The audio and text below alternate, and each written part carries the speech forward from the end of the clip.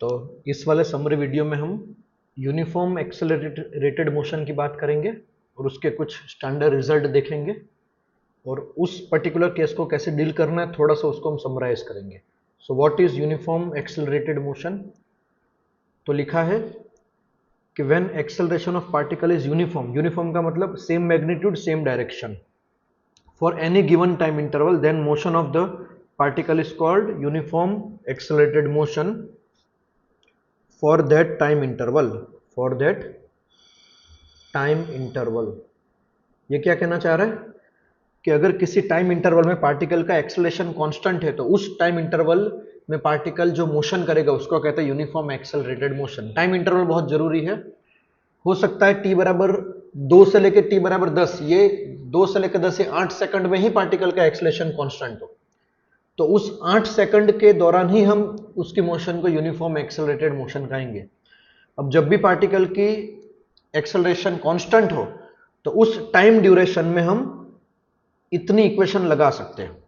यहां पे पहली इक्वेशन है v vector is equal to u vector plus a vector into time t। ठीक है, तो ये उसकी फाइनल वेलोसिटी है, ये इनिशियल वेलोसिटी वेक्टर है, ये कांस्टेंट एक्सेलरेशन वेक्टर है और वो टाइम इंटरवल है जिसके बीच में आप इस इक्वेशन को अप्लाई कर रहे हो। ठीक है, उसी तरह displacement vector is equal to u vector t into half a vector t square, या फिर v vector t minus half a vector t square. ध्यान रखना डिस्प्लेसमेंट की इक्वेशन है। दूसरा, फाइनल स्पीड का स्क्वायर माइनस इनिशियल स्पीड का square is equal to 2 a dot delta r, a vector dot delta r मतलब एक्सेलरेशन और displacement vector का। तीसरा चौथा इक्वेशन है वी एवरेज, एवरेज वेलोसिटी जो डिस्प्लेसमेंट अपॉन टाइम है वो आप v plus you by two ऐसा लगा सकते हो यहां पे ना, v plus you by two. जब एक्सेलरेशन कांस्टेंट हो तो उस टाइम इंटरवल की एवरेज वेलोसिटी इनिशियल वेलोसिटी और फाइनल वेलोसिटी की एवरेज हो जाती है।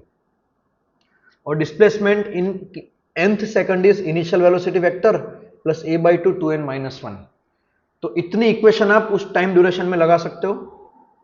यहां पे ध्यान रखेंगे ये इनिशियल वेक्टर है, initial velocity, final velocity, acceleration, displacement, time interval और nth सेकंड का डिस्प्लेसमेंट और एवरेज वेलोसिटी, ये सारे टर्म हम ध्यान रखेंगे। ठीक है, अब इस इक्वेशन को अप्लाई करते टाइम किन चीजों का ध्यान रखना है? तो इन सारे इक्वेशन में इतने टर्म आपके वेक्टर है, तो जब भी इतने टर्म यूज करो तो 1 डायमेंशन मोशन हो तो उसको विथ साइन यूज करो, 2 और 3 डायमेंशन मोशन हो तो आप इसको विथ वेक्टर फॉर्म मतलब आई जे के वगैरह में यूज करो। ध्यान रखना इतने टर्म वेक्टर है, सिर्फ टाइम स्केलर है, बाकी यहां पे जितने भी टर्म दिख रहे सारे वेक्टर है। यहां पे ये v और u स्केलर है क्योंकि स्पीड का स्क्वायर है, लेकिन जिसके सर पे मतलब हमने यहां पे जैसे जिसके ऊपर बार बनाया वो सारे वेक्टर क्वांटिटी है। ठीक है, अब इस मोशन को थोड़ा सा और विजुलाइज करना है तो एक दो चीजें और है कि treat acceleration as an net force to visualize the motion more easily. कि यूनिफॉर्म एक्सेलरेटेड मोशन एग्जैक्टली कैसी होती है उसको समझना है तो एक्सेलरेशन को फोर्स की तरह ट्रीट करो, आप मोशन को विजुलाइज कर पाओगे।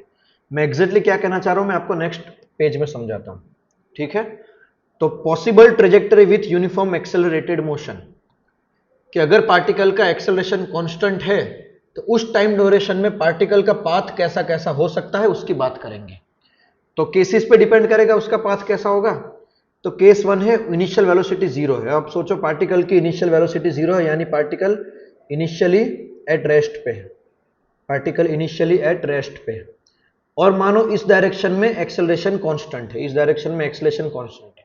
अब जैसे मैंने पिछले पेज में कहा कि जब पार्टिकल का एक्सेलरेशन कांस्टेंट है तो उसको फोर्स की तरह ट्रीट करो। अब आप सोचो कि अगर पार्टिकल इनिशियली रेस्ट पे है और इस डायरेक्शन में फोर्स लगेगा जिस डायरेक्शन में एक्सेलरेशन, तो पार्टिकल कैसे जाना चाहिए? तो आप इजीली बता सकते हो कि पार्टिकल इस डायरेक्शन में अपनी मोशन स्टार्ट करेगा, प्लस उसका अच्छे खासे टाइम ड्यूरेशन में एक्सेलरेशन इसी साइड रहने वाला है क्योंकि एक्सेलरेशन यूनिफॉर्म है। तो उस पूरे ड्यूरेशन में पार्टिकल इस तरफ मूव करेगा, यानी थोड़े से टाइम के बाद पार्टिकल के पास इस डायरेक्शन में वेलोसिटी आ जाएगी और एक्सेलरेशन अभी भी इसी तरफ है, और एक्सेलरेशन इस तरफ होने का मतलब वेलोसिटी भी इस तरफ, इसकी वेलोसिटी भी इस तरफ है, फोर्स भी इस तरफ लग रहा है, मतलब उसकी स्पीड बढ़ती जाएगी, उसकी स्पीड बढ़ती जाएगी। तो यहां पे कंक्लूजन क्या निकलता है कि जब पार्टिकल की इनिशियल वेलोसिटी कांस्टेंट हो तो पार्टिकल कैसे मूव करता है? Particle move in a straight line parallel to uniform acceleration and its speed increases. Its speed increases. तो पहली पॉसिबिलिटी हो गई कि अगर पार्टिकल रेस्ट पे है और एक्सेलरेशन यूनिफॉर्म है तो किस डायरेक्शन में मूव करेगा, जिस डायरेक्शन में एक्सेलरेशन है, और जैसे जैसे आगे बढ़ेगा उसकी स्पीड बढ़ती जाएगी।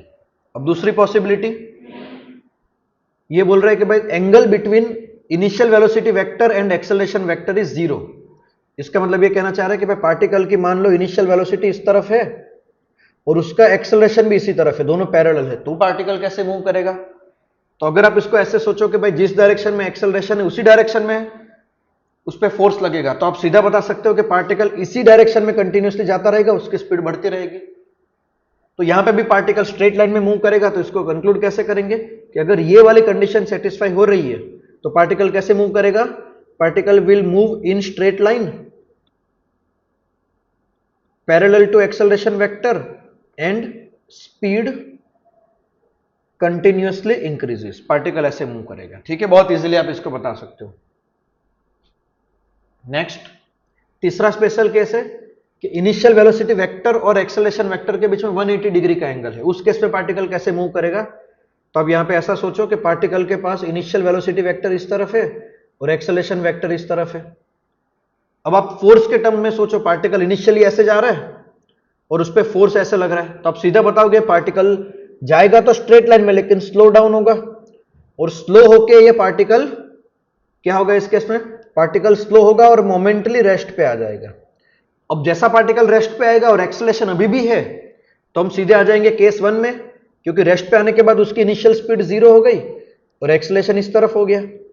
अब रेस्ट पे आने के बाद इनिशियल स्पीड 0, एक्सेलरेशन इस तरफ, तो वो सीधी बात है इसी डायरेक्शन में मूव करेगा, इसी डायरेक्शन में मूव करेगा, और अब उसकी स्पीड बढ़ती जाएगी, केस 1 जैसा हो जाएगा। तो इसको कंक्लूड कैसे करेंगे कि particle initially move against acceleration vector, slow down and comes to a rest. Slow के रेस्ट पे आ जाएगा and acceleration is still acting. अगर रेस्ट पे आने के बाद एक्सेलरेशन अभी भी लग रहा है, acceleration is still acting, then as per case 1 particle takes U turn and move parallel to acceleration with speed continuously increases। अब ये ऐसे मूव करेगा, रेस्ट पे आएगा, यू टर्न लेगा, यानी आप इसका पाथ देखो तो कैसे होगा, पार्टिकल स्लो डाउन होगा, आगे जाके रेस्ट पे आएगा और फिर इसी लाइन पे मूव करेगा और फिर आगे जाता रहेगा, जब तक एक्सेलरेशन है तब तक वो आगे जाता रहेगा। ठीक है, अब नेक्स्ट केस कि भाई यू और ए के बीच में एंगल 0 और 180 के से कोई और हो, मतलब ये कुछ ऐसा मान लो आप कि भाई यू वेक्टर ऐसा है और ए वेक्टर ऐसा है। अब हम जानते हैं कि भाई ये सब वेक्टर क्वांटिटी है, तो आप इस केस में वेक्टर को कंपोनेंट कर सकते हो। एक वेलोसिटी का वो कंपोनेंट जो एक्सेलरेशन के परपेंडिकुलर है और वेलोसिटी का जो कंपोनेंट जो एक्सेलरेशन के पैरेलल है। तो ये वाला कंपोनेंट एज इट इज रहेगा, क्योंकि इस डायरेक्शन में एक्सेलरेशन है नहीं, एक्सेलरेशन इसके परपेंडिकुलर डायरेक्शन में। और ये वाला कंपोनेंट पहले स्लो होगा, क्योंकि इनिशियली एक्सेलरेशन मान लो यहां पे पैरेलल एंटी पैरेलल है, फिर ये कंपोनेंट के हिसाब से ऊपर जाएगा, स्लो होकर वापस नीचे आएगा, और इस कंपोनेंट में वो इस डायरेक्शन में जाता रहेगा। तो पूरी मोशन को देखो तो ये आपके प्रोजेक्टाइल मोशन से मैच होगा, यानी इस केस में पार्टिकल का पाथ कैसा होगा, इस केस में पार्टिकल का पाथ पैराबोला होगा, इस केस में पार्टिकल का पाथ पैराबोला होगा। ठीक है, और पैराबोला कैसा बनेगा, जैसे फॉर एग्जांपल एक्सेलरेशन इस डायरेक्शन में है तो आपका पैराबोला ऐसा बनेगा, एक्सेलरेशन लाइन के अबाउट सिमेट्रिक बनेगा।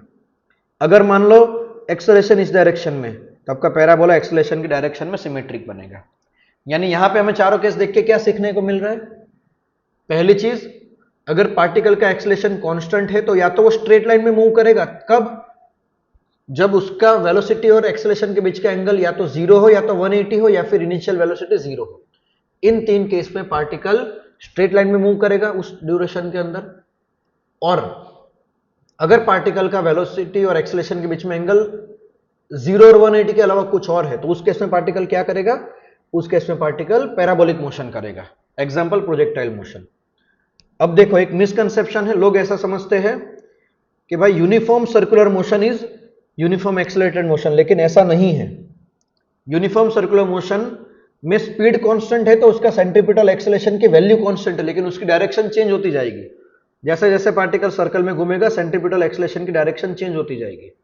इसलिए सेंट्रीपिटल एक्सेलरेशन का मैग्नीट्यूड कांस्टेंट है, एक्सेलरेशन वेक्टर कांस्टेंट नहीं है।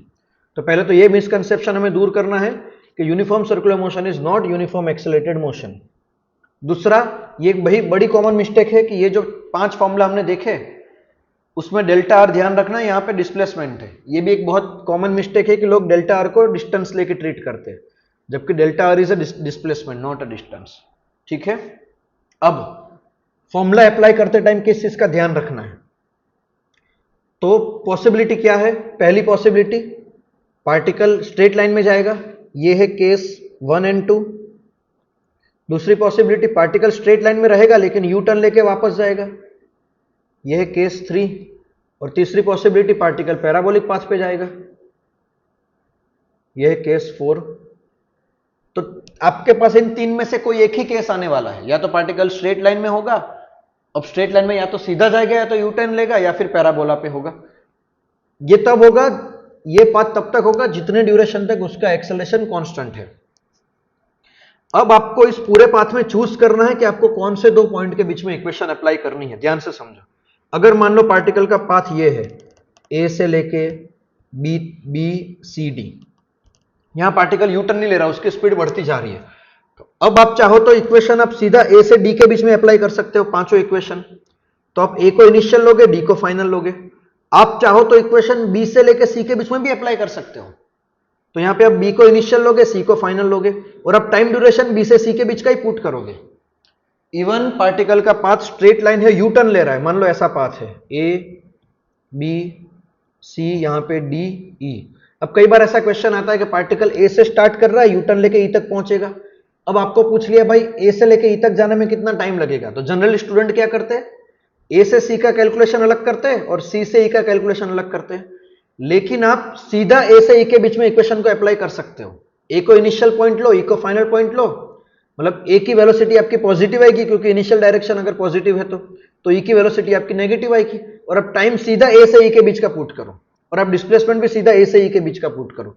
आपको इक्वेशन को ब्रेक करने की जरूरत नहीं है कि ए से सी में अलग लगेगी, सी से ई में। आप सीधा ए से लेके ई के बीच में अप्लाई कर सकते हो। आपको चूज करना है आपको पाथ के कौन से 2 पॉइंट के बीच में इक्वेशन अप्लाई करनी। आप चाहो तो बी से डी के बीच में भी अप्लाई कर सकते हो। तो बी की चीजों को इनिशियल लो, डी की चीजों को फाइनल लो, और बी से डी के बीच का टाइम पुट करो इक्वेशन में। इवन ये सिर्फ स्ट्रेट लाइन तक ये लिमिटेड नहीं है। अगर आपका पाथ पैराबोलिक है, पॉइंट ए मान लो, point B, top point C, कोई पॉइंट डी, तो आप ये पांचों इक्वेशन सीधी ए से लेके सी तक अप्लाई कर सकते हो, ए से लेके डी तक अप्लाई कर सकते हो, आप बी से लेके डी तक अप्लाई कर सकते हो। अगर आप बी से लेके डी तक अप्लाई करोगे तो आप क्या बोलोगे, बी के इनिशियल कहोगे, डी को फाइनल कहोगे, और इसको डिस्प्लेसमेंट कहोगे, और बी से डी का टाइम पुट करोगे। तो प्रॉपर इक्वेशन, आप पाथ के 2 पॉइंट को चूज करो, आप सीधी इक्वेशन बना सकते हो। आपको ए से डी के बीच में अगर इक्वेशन अप्लाई करना है फॉर एग्जांपल, तो आपको ए से सी का अलग, सी से डी का अलग ऐसे ब्रेक करने की जरूरत नहीं है। आप सीधा ए से डी के बीच में इक्वेशन को अप्लाई कर सकते हो विथ प्रॉपर साइन कन्वेक्शन। ठीक है, तो आई होप कि आपको इस पूरी समरी में अच्छा लगा होगा और पूरी समरी आपने अच्छे से समझ ली होगी। बाकी नेक्स्ट वीडियो में देखते हैं कुछ और। Thank you.